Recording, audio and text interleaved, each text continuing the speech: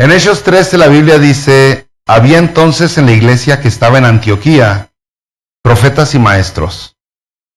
Bernabé, Simón el que se llamaba Níger, Lucio de Cirene, Manaén el que se había criado junto con Herodes el tetrarca y Saulo. Ministrando estos al Señor y ayunando, dijo el Espíritu Santo, apartadme a Bernabé y a Saulo para la obra a que los he llamado. Entonces, habiendo ayunado y orado, les impusieron las manos y los despidieron. Luego al comenzar, recordamos que Dios ya había escogido a Pablo hace algunos años atrás, en el capítulo 9, pero para este momento ya pasaron más de 10 años del capítulo 9 al capítulo 13 de Hechos. Dios ya lo había escogido, ya le había dicho a la gente que Pablo era escogido por él. Pero ahora lo que estamos viendo es que viene la confirmación de la iglesia. El Espíritu Santo va a agarrar a Pablo y a Bernabé y los va a llevar a plantar iglesias, a desparramar el evangelio por todo el mundo. Aquí es donde se le cambia el nombre, se deja de usar el nombre de Saulo y se empieza a usar el nombre de Pablo. Y la razón es simplemente porque Pablo es un nombre griego y Saulo es el nombre que no es griego. Y Pablo fue enviado con los gentiles principalmente a predicar. Y entonces eso le ayuda más a relacionarse con la gente. Usted lo debe entender. Yo tengo algunos pastores amigos que son, por ejemplo, de Corea del Sur. Y con mucho respeto les digo, mis brothers pastores de Corea del Sur vienen a Estados Unidos y se llaman Wan Chung Jin Jun y se ponen John. Si algunos de ustedes conocen a algunos de esos pastores surcoreanos que simplemente se pusieron así, Peter, John, Jacob, nombres que es más fácil de relacionarse. Eso sucedió pues con Pablo, ¿no? Porque algunas personas le quieren hacer un énfasis muy grande en el cambio de Saulo a Pablo, como si fuera el antes de ser cristiano y el después. No, todavía después, cuando menos 10 años después de ser cristiano, de venir a los pies de Jesucristo, siguió él llamándose Saulo. Pero cuando comienza su ministerio, en especial con los gentiles, es cuando vemos la transición de dejar de llamarlo Saulo, comenzar a decirle Pablo. Y bueno, y usted entiende también, porque algunos de nosotros con los trabajamos con americanos, y los americanos pues nos dicen como les da la gana, ¿no? A mi brother Romero le dicen Homer, a lo mejor, si trabajara con americanos, ¿no? Brother Jorge, George. Al brother Guillermo, Billy. No, sí se llama Billy, ¿eh? Bueno, comencemos aquí la cita, brothers. Dice, había entonces en la iglesia que estaba en Antioquía profetas y maestros. Nos está describiendo la iglesia que estaba en esta ciudad que se llama Antioquía. Dice, ahí habían profetas y maestros. En otras palabras, nos dice luego, en esa iglesia había gente que predicaba y gente que enseñaba. ¿Okay? Dos artes muy importantes.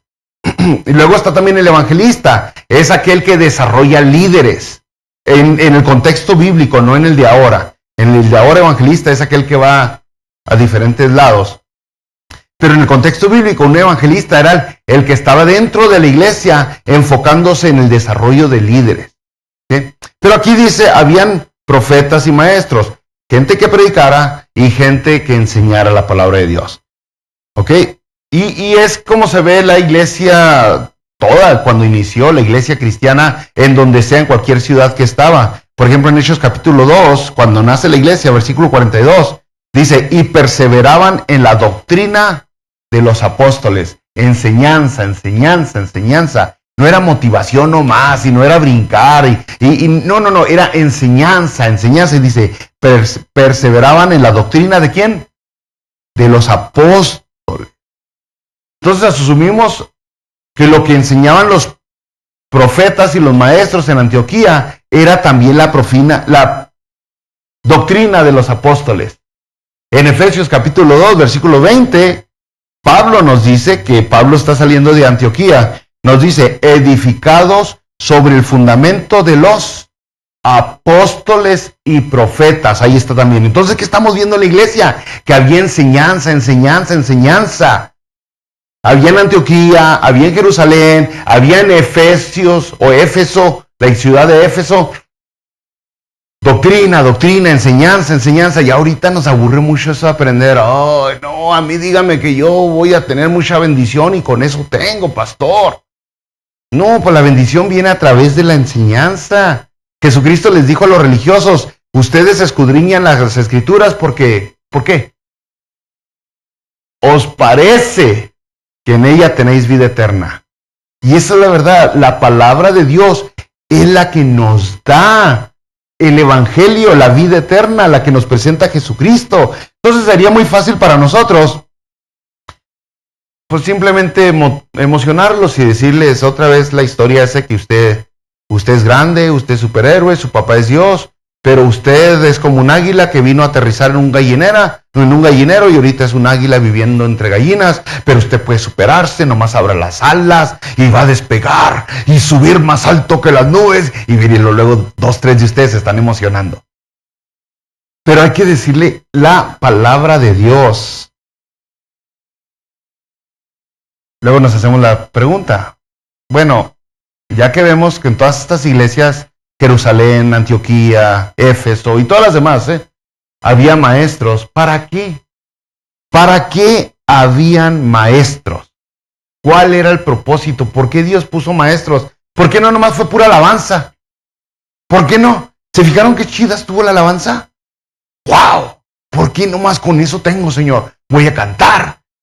Y con eso salgo ahí. ¿Se han fijado los conciertos? En los conciertos seculares, la gente va y nomás cantan, nomás brincan, y con eso se la pasan, 2 horas ahí, y salen pero bien entusiasmados de los conciertos. Nadie predica, nadie habla, puro cantar.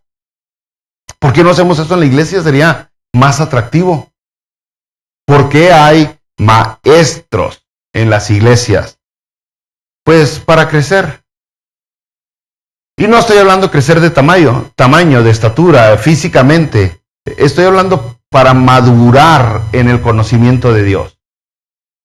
Mientras más conoce usted a Dios, más usted es transformado. Mientras más conocemos a Dios, mejor le podemos adorar. Mientras más conocemos a Dios, más le servimos. O sea, una persona que conoce poco de Dios, poco le sirve a Dios. Una persona que conoce poco de Dios, poco le adora a Dios.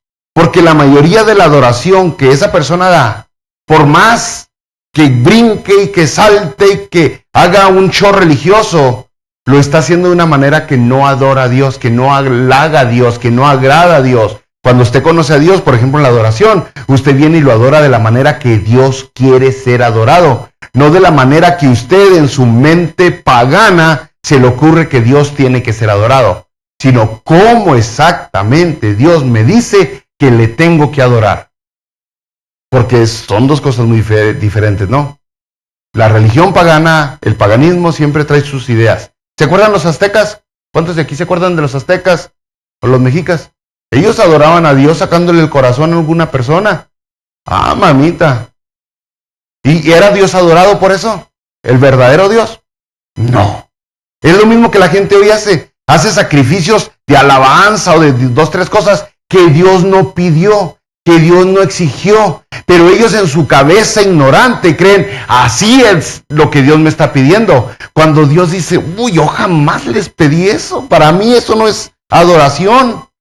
Y ahorita hay una cultura religiosa en el cristianismo que la gente ha adoptado, que creen que es como Dios está exigiendo ser adorado. Cuando Dios dice, ¿dónde les dije en mi palabra que yo pedí esa adoración? Y no hay. No hay. Es un ejemplo de por qué los maestros, para crecer, para madurar, para conocer más a Dios. ¿Qué pasa cuando uno crece? Pues hace la voluntad de Dios. O sea, cuando usted tiene más conocimiento, cuando usted tiene más madurez espiritual, hace cada vez más la voluntad de Dios. Fíjese, vayamos otra vez a Efesios, en el capítulo 4, este versículo muy conocido, también tristemente muy mal interpretado. Porque acuérdese lo que estamos viendo, pero luego Hechos capítulo 13 nos dijo que habían en Antioquía profetas y maestros. Efesios capítulo 4, versículo 11 y 12. Y él mismo, está hablando de Jesucristo, nuestro Señor y Salvador, y él mismo constituyó a unos apóstoles, a otros profetas, a otros evangelistas, a otros pastores y maestros. ¿Para qué? Versículo 12. A fin de perfeccionar a los santos. ¿Para qué? Para la obra del ministerio. ¿Para qué? Para la edificación del cuerpo de Cristo. Hay un propósito atrás de cada cosa que Dios hace.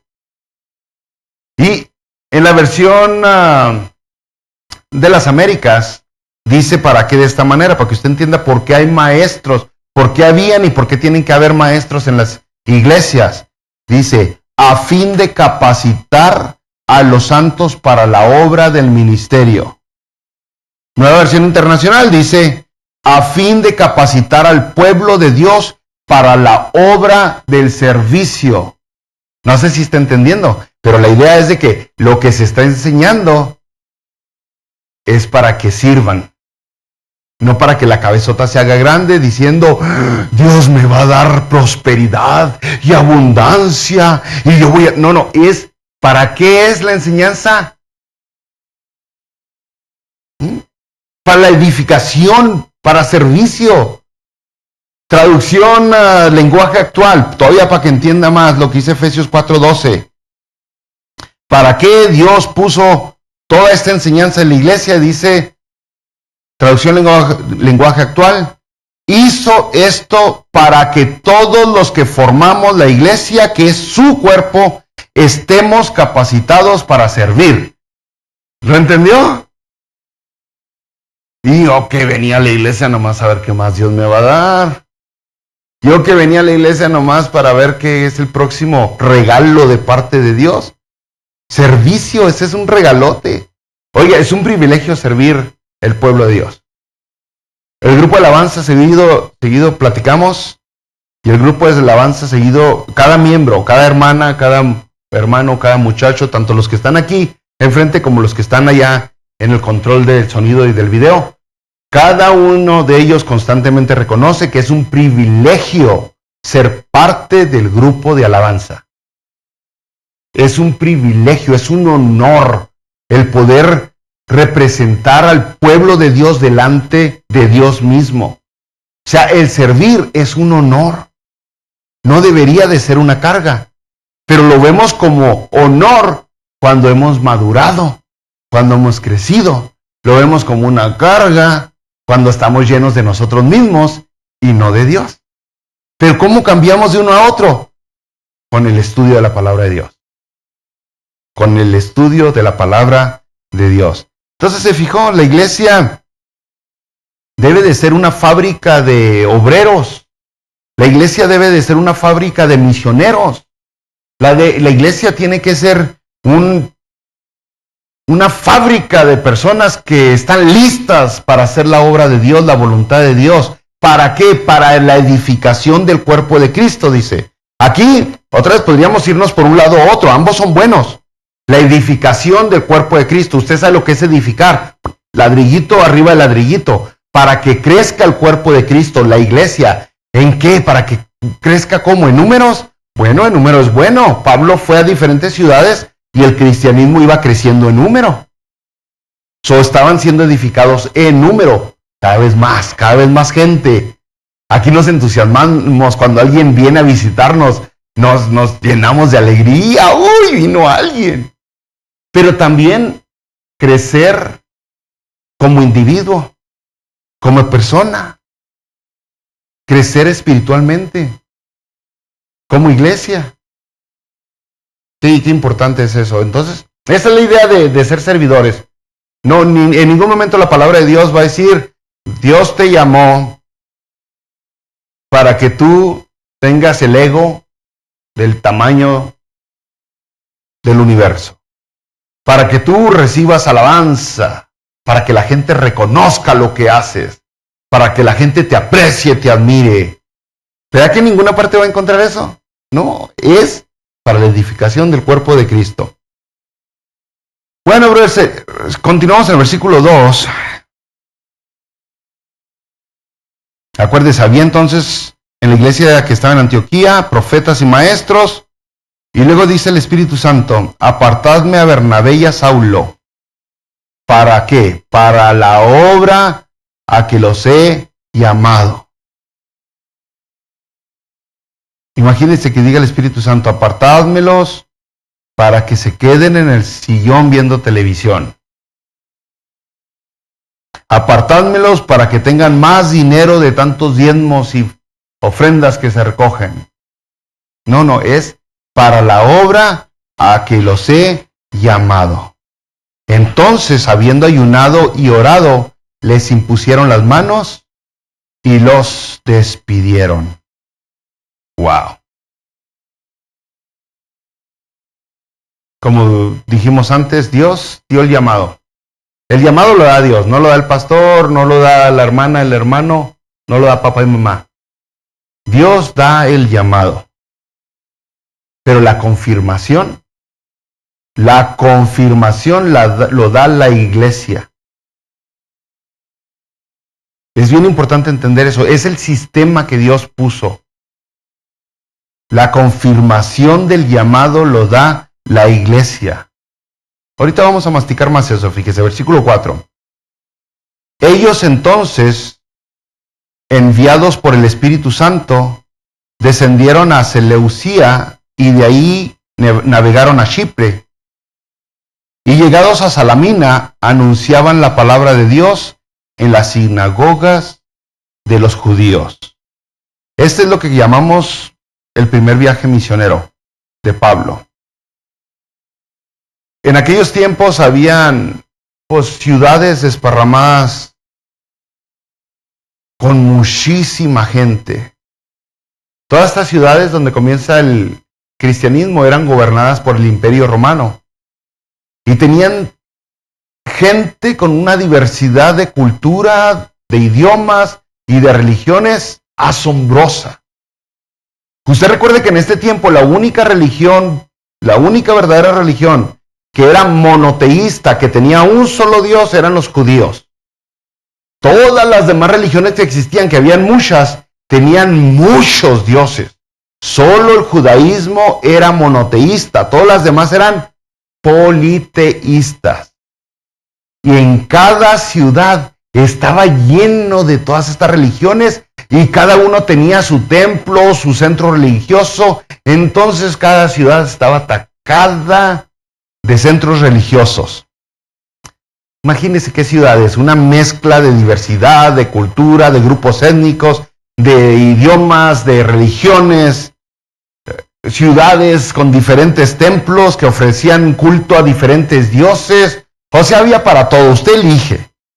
¿Sí? La persona, el individuo, elegía el dios a cual quería rendirle culto, quería proclamar. Pero en medio de todo ese caos, de esa diversidad, ese pequeño grupo monoteísta se hacía presente. ¿Qué eran los judíos? ¿Qué? Y los judíos por lo general tenían alguna sinagoga en una o en otra ciudad, pero en varias ciudades habían sinagogas. O los israelitas, como ustedes los entiendan, ¿verdad? Estos israelitas creían que solamente existía un Dios. Solo hay un Dios verdadero. Hay muchos dioses falsos. Solo un Dios verdadero. El Creador. El Rey de todo y de todos. Ahora, ya que los romanos gobernaban todo ese mundo conocido, existía algo que se le llama la Pax Romana. Es en latín, Pax, con X. Que sí, en español se entiende, la paz romana. La paz romana. Que tenían una red de carretera, los romanos, que unían ciudades con ciudades. Una cosa asombrosa que el día de hoy todavía están las carreteras. Yo aquí me fijo que pavimentan las carreteras y como al año ya están hechas garras. Con toda la tecnología y los ingenieros y los arquitectos, la maquinaria, y no les dura ni un año las carreteras aquí. Pero a los romanos les han durado miles de años sus carreteras.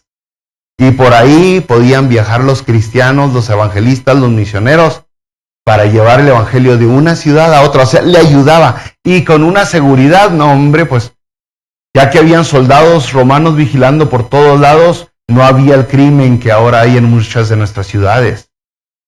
Ya que el castigo para el robo y para todo ese tipo de cosas era un castigo muy severo, de pena de muerte.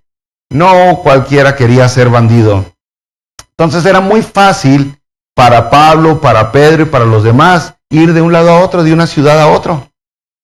Pablo aprovecha estas carreteras, bro. O sea, le estoy diciendo esto para que vea usted cómo Jesucristo vino y cómo la iglesia vino en el tiempo correcto. Si la iglesia hubiera nacido unos años antes de la paz romana, no se hubiera podido propagar eso por todo el mundo como lo hizo en el tiempo que fue. Si la iglesia hubiera nacido unos años después, cuando Roma perdió su poder, cuando el imperio romano cayó, no se hubiera podido propagar como lo hizo. El cristianismo apareció en el tiempo correcto, cuando podían ir los evangelistas, los misioneros de un lado a otro lado, con una facilidad increíble. Ese es el tiempo de Dios. Entonces Pablo y los demás recorren pueblos, aldeas, ciudades. Y aunque Pablo fue enviado a los gentiles, Pablo seguía siendo judío. Y tenía por costumbre los sábados ir a la sinagoga, que es el día que los judíos se reúnen. Ahora, aquí nos mencionó una ciudad, Seleucía. Esta Seleucía es una ciudad que está en la costa, está Seleucía en la costa y luego sale la costa y está la isla de Chipre. Esa isla que se llama Chipre es de donde era, ¿cómo se llama el acompañante de Pablo que ahora trae? Bernabé. La Biblia nos dijo en Hechos capítulo 4, versículo 36, que Bernabé era originario de la isla de Chipre. Entonces cuando comienza su viaje misionero, ¿a dónde va Bernabé primero con Pablo? Con la familia, a donde lo conocen. Vamos a misionear. ¿A dónde? Con la familia. Y se van a Chipre. Y en Chipre había ciudades adentro de esa isla, donde empiezan a predicar la palabra de Dios. Y así comienza el ministerio. Brothers, aquí quiero hacer una pauta porque se me hace que es bueno platicar sobre eso del llamado. El llamado que usted tiene dentro del ministerio. No todos aquí son llamados para predicar, como yo lo estoy haciendo en este momento. No todos aquí son llamados para ser maestros, como los maestros que tuvimos en esta escuela dominical hoy temprano. O para dar clases en los hogares, no todos son llamados. Como esta semana que pasó que hubieron estudios en los hogares y la que viene que van a haber estudios en los hogares. El llamado de cada uno bien puede ser diferente, porque el llamado es algo que Dios nos da de una manera personal. ¿Qué? Entonces, le estoy hablando del llamado del ministerio, porque si usted sabe, si usted ha leído la Biblia, de alguna manera o de otra, todos somos llamados a predicar a Jesucristo. No más que no todos somos llamados de predicarlo acá arriba, o andar de misioneros en África, o en Honduras, o en algún lado por ahí. Pero de alguna manera u otra, todos somos llamados a compartir nuestra salvación. Y ahí es donde nos preguntamos, ok, ¿cómo? ¿Cómo es que Dios quiere que yo comparta la salvación? Que haga la obra del ministerio. ¿Se acuerda que por eso había maestros? ¿Para qué habían maestros? para que cada uno creciera para hacer la obra del ministerio, para servir. ¿Quién dijo por acá servir? Eso, para servir. O sea, la idea de que hay maestros es para poder nosotros crecer y servir. ¿Dónde quiere Dios que yo sirva? Esa es la pregunta, ese es el llamado. ¿Cómo quiere Dios que yo sirva? ¿Cuándo quiere Dios que yo sirva? Y esa es la pregunta del $1,000,000. ¿Por qué, brothers? Primero viene el llamado. El llamado, brothers, es algo que nace dentro de nosotros porque el Espíritu Santo lo puso dentro de nosotros. Es un deseo. Pero más que un deseo, el llamado es una combinación de unas ganas de hacer algo porque ve uno la necesidad. Es un deseo al ver la necesidad. Pero a la misma vez el llamado es una respuesta a la oportunidad de servir. Entonces, por ejemplo, aquí ha habido varias personas que me han dicho a través de los años, pastor, deberíamos de hacer este ministerio en la iglesia. Yo les digo, ¿usted se dio cuenta que hace falta eso? Sí, pues usted hágalo. Y ya últimamente nadie me quiere decir algo, ¿no? Porque así, pastor, deberíamos, por ejemplo, ¿qué le diré? Por ejemplo, cuando antes no dábamos clases de niños, porque antes no teníamos maestros ni nada, alguien vino y a los niños se quedaban aquí en el servicio cuando comenzamos con nosotros. Y alguien vino y me dijo, pastor, deberíamos dar de clases a los niños. Adivine a quién le está hablando Dios para que dé clases a los niños. Ahí sentiste el deseo, viste la necesidad y se te está dando la oportunidad. ¿Te fijas? Hay una oportunidad, hay un deseo y hay una necesidad. Entonces, si el llamado no se hace nomás porque quiere, porque me da la gana y porque mucha gente se justifica con cosas que son un poco medio raras. Se van de iglesia porque se cambian de iglesia, pues porque se enojan, se pelean, porque no les gustó algo, no porque sea la voluntad de Dios. Se cambian de iglesia o porque les da pereza, flojera, X cosa, y dicen que al cabo podemos servir donde sea. Donde sea hay necesidad. Pero Dios te quiere donde sea. Otra vez podemos usar el ejemplo de Jonás. El que no sabe la historia de Jonás, Dios le dijo a Jonás, ve a predicar a. Y Jonás dijo, Nel, Canel, yo me voy a Tarsis. Para Jonás dijo, hay necesidad en Tarsis tanto como en Nínive. ¿Cuál es la diferencia? ¿Cuál fue la diferencia? Ándale, chiquitito. Tormentas, barcos casi volteados, aventado al agua, casi ahogado, tragado por un gran pez, vomitado. La diferencia es grande cuando Dios te está diciendo que sirvas aquí y tú quieres servir allá con la excusa que donde sea hay necesidad. Donde sea puede servir uno. No, es donde Dios te está poniendo. Porque la verdad, la otra vez que fuimos a Hawái yo andaba buscando ver si había necesidad de iglesias allá. ¿Sí? Yo tuve un maestro en el seminario, allá en Arizona, cuando iba al seminario en Arizona, que él ya no quiso pastorear. Él estaba esperando que una agencia misionera lo mandara de misionero, pero a una ciudad exclusiva, una ciudad que se llama Padua, Italia. No sé si se pronuncia así en español, Padua, Italy. El caso es de que él decía, ahí quiero ir, porque ahí estuve cuando estuve en el ejército y me gustó mucho. Ay, guau. Y no encontraba a nadie que hiciera la voluntad de Dios, ¿no? Según él. Entonces hay que tener cuidado, que sea la oportunidad tiene que estar ahí de servir, no la que tú estás buscando. Y Dios hace que las cosas fluyan tan bonito, tan maravilloso, sin que usted se estrese, sin que usted se preocupe, sin que se diga, ay, ¿dónde voy a servir? ¿Dónde voy a entregar mi vida a Dios? ¿Dónde voy a poner en práctica mis dones, mis habilidades, mis talentos? No, usted no tiene que hacer nada más que adorar a Dios, más que entregarse a Dios y las puertas se le van abriendo. Las oportunidades se le van abriendo. Porque si usted se pone a buscarle, no, hombre, brother, pues este mundo está lleno de necesidad.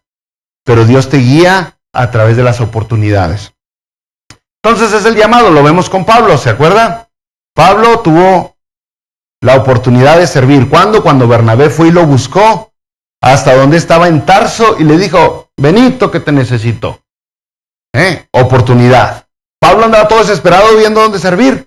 No, él pacientemente por años, después de haber recibido a Jesucristo y haber recibido el llamado, por años esperó Pablo, hasta que Dios le abrió la puerta y le dijo, por aquí es.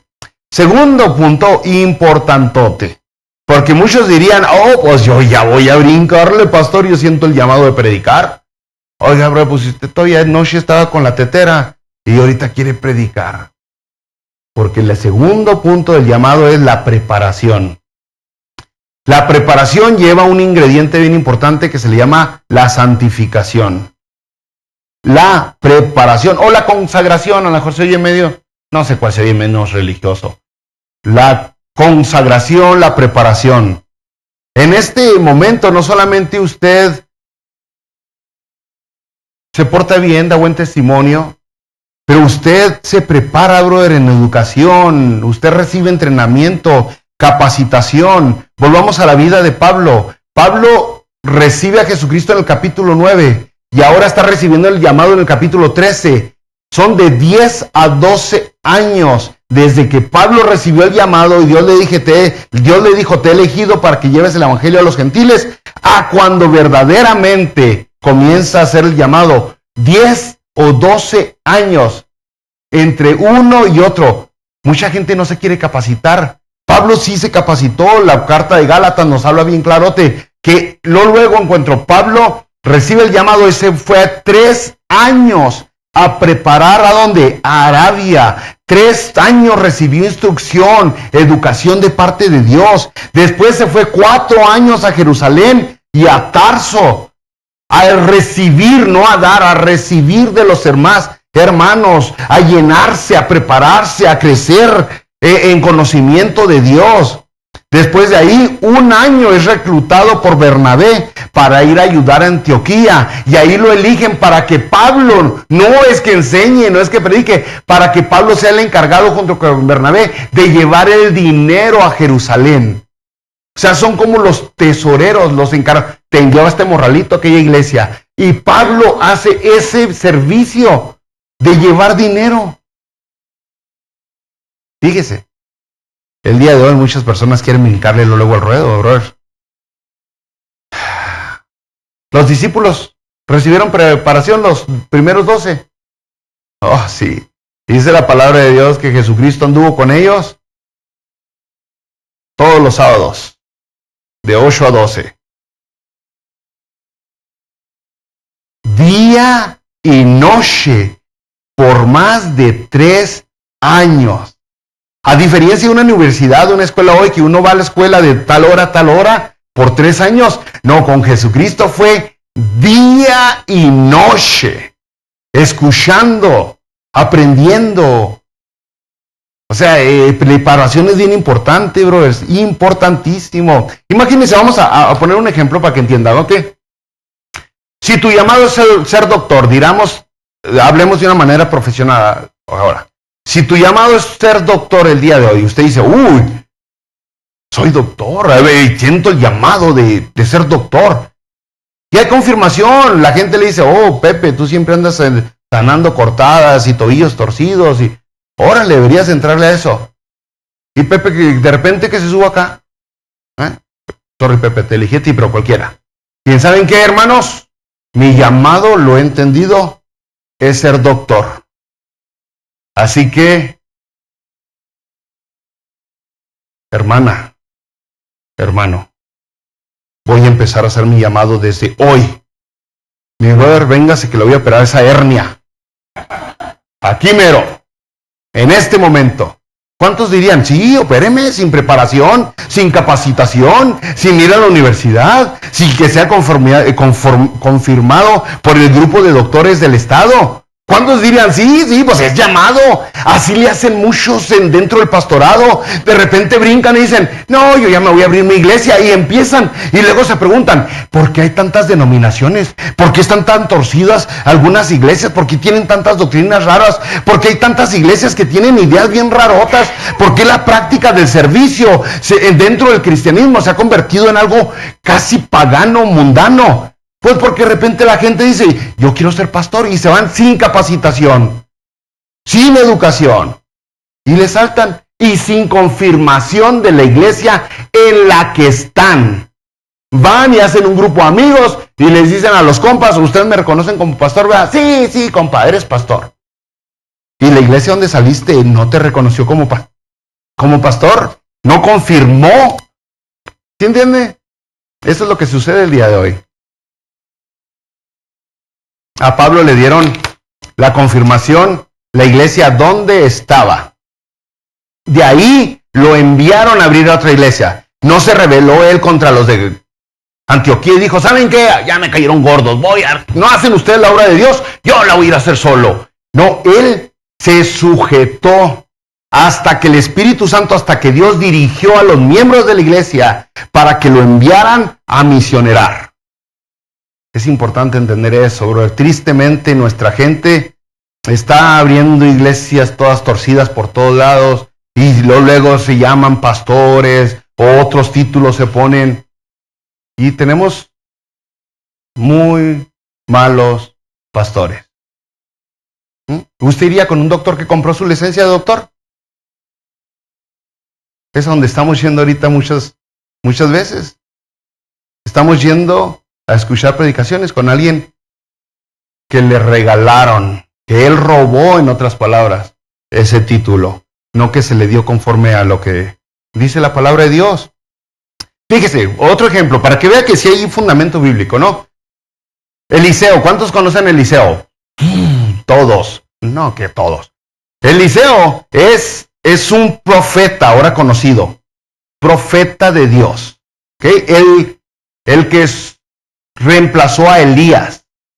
Pero mucho antes de que Eliseo fuera profeta, Dios le dijo a Elías que quería a Eliseo, que Eliseo iba a ser su sustituto.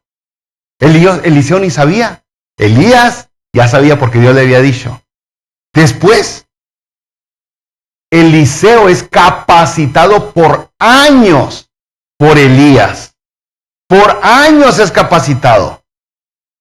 Y cuando Elías es arrebatado, es ascendido al cielo, están los demás profetas que confirman el llamado de Eliseo. Cuando Eliseo abre las aguas, los demás profetas ven. Cuando Elías sube, los demás profetas ven. O sea, hay una confirmación del resto del grupo de la escuela de los profetas.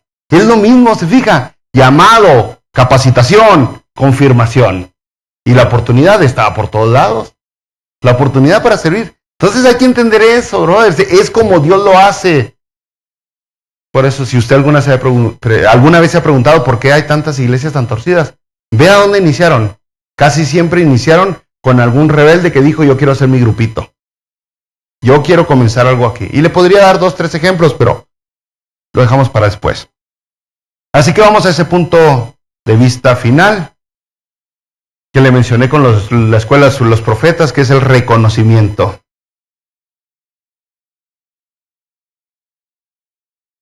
El reconocimiento. Porque usted no puede decir, yo ya serví aquí, yo ya me capacité, ya veo la oportunidad, ya me voy a aventar. Usted tiene que esperarse a que Dios mueva con su Espíritu Santo a la gente para que le dé el reconocimiento a usted. Y así tenemos a gente aquí, que ellos no han pedido, ellos no han exigido. De hecho, cuando los he invitado a servir, me han dicho, pastor, la verdad yo no quiero títulos, yo no estoy buscando más que servir. Es por eso que sé que usted está llamado para servir, porque no está buscando títulos. En Hechos 13, brothers, el Espíritu Santo, a través de los líderes de la iglesia, reconoció, aprobó, autorizó y envió a Pablo y a Bernabé a predicar el evangelio por todo el mundo. Aunque la iglesia no es quien da el llamado, Dios trabaja a través de su iglesia. Otra vez, ¿para qué? Para reconocer el que tiene el llamado. Dios trabaja a través de la iglesia. Entonces no existe fundamento bíblico para que una persona se autonombre pastor o evangelista o misionero. No hay fundamento bíblico, mucho menos. O sea, hay cero fundamento bíblico para que una persona se nombre, ¿qué son ahora, bro? Apóstol o menos, ¿no? Si usted ve que ya tienen ese título, córrale, porque ellos son harina de otro costal. No hay fundamento bíblico, brother, para no tener la iglesia tampoco. Porque algunas personas el día de hoy han buscado eliminar la iglesia local. No necesitamos la iglesia. Pues esta es otra razón de por qué necesitamos la iglesia local. Aparte de que dentro de la iglesia local hay maestros que nos enseñan, hay la oportunidad de adorar a Dios en público, o sea, en grupo, pero también es la iglesia quien va a ir confirmando el llamado de cada uno de nosotros. Aparte de que juntos podemos trabajar para apoyar económicamente a aquellos misioneros y a aquellos plantadores de iglesias. Entonces no hay fundamento bíblico para decir la iglesia no tiene necesidad. Así que yo le digo a usted, ¿alguna vez te ha preguntado por qué el pastor tiene favoritos? ¿Por qué el pastor se hace nomás para donde calientan las tortas? Porque los pastores, como yo, intentamos agarrar gente en quien apoyarnos. Siempre, porque no podemos hacer el trabajo solo. Y lógicamente que no nos podemos apoyar en aquellos que son inconstantes. O aquellos que hoy sí, mañana no. O aquellos que son controlados por emociones.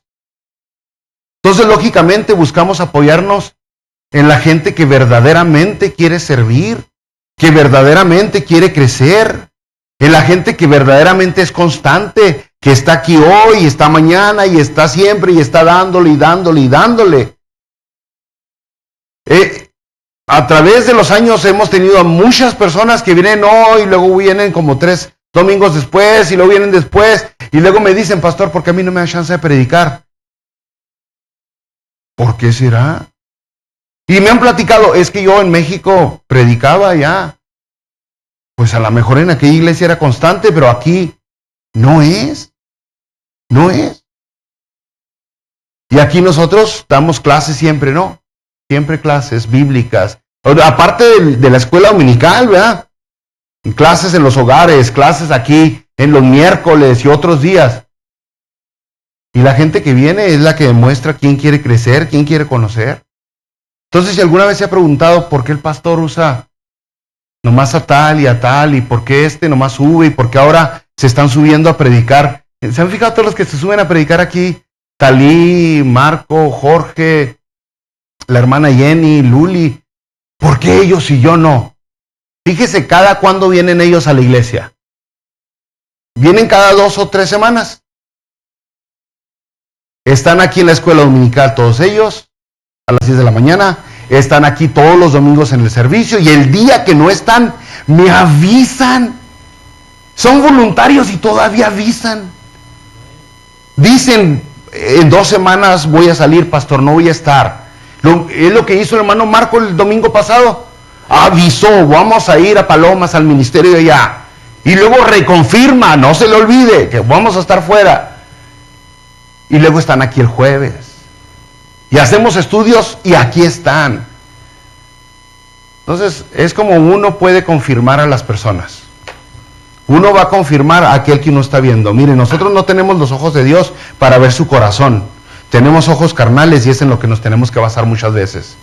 Y entonces, ¿A quién confirma la iglesia? Al que está viendo que tiene buen testimonio, buenas obras, buena actitud, buenas palabras, constancia, madurez, el que no anda de pleitista, el que no anda de emocionalista, el que no va y que viene. A ese es al que siempre la iglesia ve. Así que si usted nunca quiere servir, pues falte de vez en cuando y nunca va a servir. Sí, o sea, falte de vez en cuando. Y para motivar a la gente, para que sepan que se siente bonito servir. Los líderes de ujieres, de seguridad, les dicen, sirva aquí. Se cumplen dos propósitos. Uno, necesitamos ayuda con ujieres, pero otro, usted empieza a servir poco a poquito. Los de limpieza, sirva aquí. Y cada vez va subiendo de rango, va subiendo de rango. Y de repente, si usted sirve más y más, va a estar acá arriba predicando. Sea hombre o sea mujer. Sea joven o sea viejo. Pepe, Nimri, han estado predicando. ¿Sí sabía? El domingo pasado Pepe predicó en española. Muchos de ustedes lo vieron. ¿Qué? ¿Me voy a esperar hasta que Pepe tenga 40 años? No, ahorita, pucharle. Y seguimos motivando a la gente. Sinceramente, para los que ya estamos entrados en el Evangelio y que creemos que tenemos un llamado de maestros o predicadores, pero no lo estamos haciendo, y vemos a jóvenes como a Pepe o como Nimri, que dio Nimri la clase de los varones el viernes, ¿verdad? Vemos a gente como ella, jovencitos predicando. Debería darnos vergüenza. Deberíamos decir, wow, estos son nuevos. En lugar de decir, ¿por qué el pastor le da chance a su sobrino? ¿Por qué el pastor le da chance al amigo de su hijo? No, es que la iglesia, incluyendo al pastor y a los demás líderes, nos basamos en lo que vemos, brother, en lo que oímos. No le podemos ver el corazón, pero sabemos que si tiene un corazón transformado, si tiene un corazón de servicio, lo vamos a poder ver con nuestros ojitos. Y así es como es la confirmación. Así es como la gente se confirma. ¿Y sabe que a usted le conviene ahora como iglesia? Supongamos que usted nunca tenga el llamado a ser maestro, predicador o algo por el estilo. ¿Usted quisiera tener a gente aquí arriba predicando cosas que no viven ahí abajo? ¿Quisiera ese tipo de predicadores? Aunque usted no tiene el llamado, usted quiere a personas que sí tengan el llamado, la consagración, la entrega, la capacitación y que dan un buen testimonio, porque son con las personas que usted va a crecer. Usted no quiere jamás a alguien que predica una cosa y vive otra cosa. Entonces, ¿se fija? Usted es bendecido con ese tipo de gente. Por eso somos medio exigentes. Por eso antes de subir a alguien le preguntamos, ok, ¿qué cree? ¿Qué doctrinas tiene? No vaya a salir con sus profetas y que eran apóstoles y sáquese. Porque eso es lo que nos da crecimiento. Entonces, hermanos, ¿usted es beneficiado de cualquier manera?